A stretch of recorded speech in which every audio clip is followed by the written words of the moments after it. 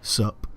So, I've been thinking about Destiny and the way the kind of ranking system works, the whole leveling system, whereas, like, the way it works is how you get your level 1 to 20 just from earning XP through killing enemies and completing missions, mission reward kind of things, mission rewards is XP. And once you get level 1 to 20, then you start earning Motes of Light, which are a new thing that I think the way it works is just after level 20 you start earning Motes of Light by killing more enemies and you get to level 30. I don't really know how it works. I know that the Motes of Light are used to buy really exotic gear or legendary and maybe exotic gear off of the speaker and the tower. I know that's how a lot of this stuff is bought there, is like you need Motes of Light ranks. So whether it would be like the kind of cape for the hunter, the sash for the titan, and the armband thing for the warlock, whether the bond, yeah, the bond, I think it's called a bond. The way you earn that is probably from having like maybe being level 23, and that way that would be 3 Motes of Light. So say it was like 5 Motes of Light plus, you know, 8,000 glimmer. So you would have your 8,000 glimmer, and then you would have to be level like 25, sorry, and then that way that would be your 5 Motes of Light, I think anyway. It is really cool the way they're doing it, but one thing I was thinking is, does that mean that in Destiny, like for the future of Destiny, it's only going to be one game just now? I was thinking they could have done 10 years of DLC, but that could be a problem trying to expand that much. So say it's going to be 3 games, maybe 4, but with 3 games away, I was wondering is, does that mean that the final level we're going to be is level 90? So does that mean that when Destiny 2 comes out, or whatever it might be called, when Destiny 2 comes out, does that mean we'll be able to port a character over, a fresh level 30 character, and then you start earning another 20 levels, which brings you to 50, and then your other 10 Motes of Light takes you to 60, and then in the next game you earn your 20, get to 80, earn your Motes of Light, get to 90, or would it be maybe you get to 90 and then you earn 10 Motes of Light to get to 100, or something like that. I'm just wondering how it's going to be, because one thing, like, everyone is really excited for Destiny. I'm really excited for it. I'm spending far too much money on it than I really should. Not that, like, concerning, not saying I've got a lot of money, I don't have a lot of money, which is why it's even worse. But the fact that if everyone puts in a lot of money on this game, they're really excited, and say you get 3 years out of it, that is really good. But if 3 years later you don't have your character or something to show for it, that is going to be kind of annoying. Especially if, like, one thing I was hoping was at least, I mean, I don't know if a lot of people here, I mean, my main game that I played all the time was Gears of War, and the way that Gears of War 2 and 3 handled it was, if you had certain achievements in Gears of War 1, you got certain characters for Gears of War 2, and in Gears of War 3 it was, if you had certain achievements, you would get certain camos for your guns and certain characters earned in the beta and things like that. I know we're getting a beta emblem, which might be good in Destiny 3. It could be like, alright, this guy's been here since day 1, or, you know, day 0 before the game was even out. But I really hope that it doesn't come to the case of everyone fresh start Destiny 2, everyone's got normal characters, and you've maybe only got an emblem to show for it.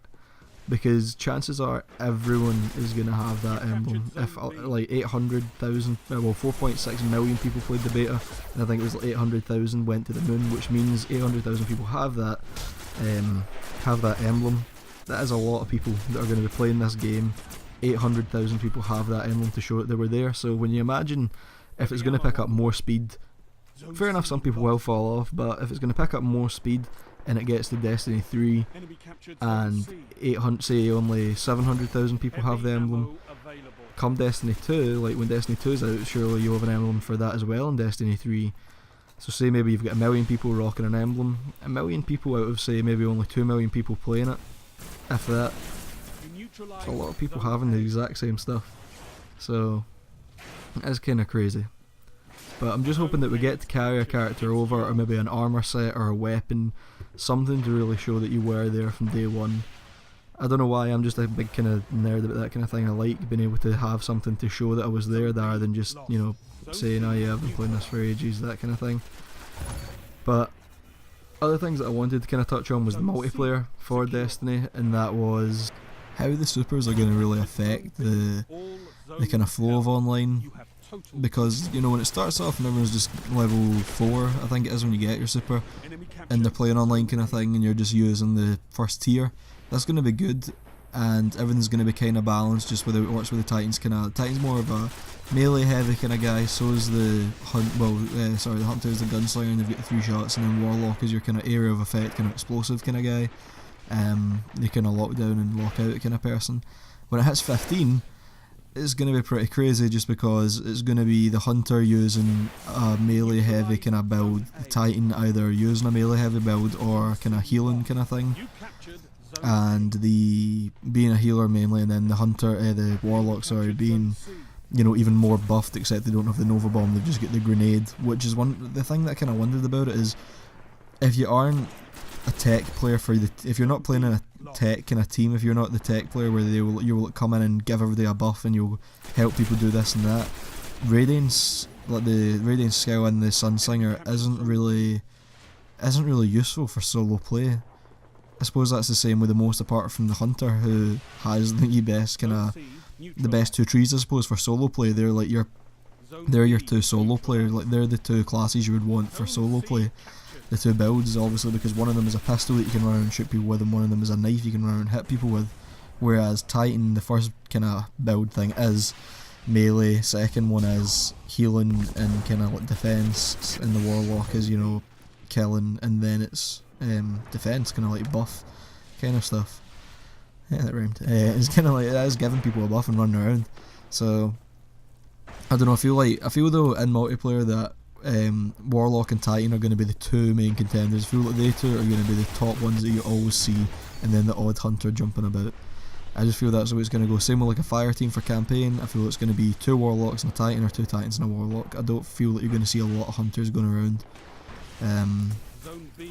Trying to think what else I was talking about in this last, I had to re-record this. So the online looks really good. I think it said it launched with 10 multiplayer maps, which is good, but it might not be enough, obviously, because the first DLC comes out in December. That's one thing I was actually annoyed about. This really annoyed me when I first seen it. I downloaded the Digital Guardian Edition of Destiny off of the Xbox One, and everything downloaded, 5 items, and that was the Destiny, the game itself. It was at 18 gig or whatever, then the rest was all just megabytes and kilobytes. There was the kind of like limited edition pack with the emblem and skins. There was a Vanguard, and there was the 2 DLCs.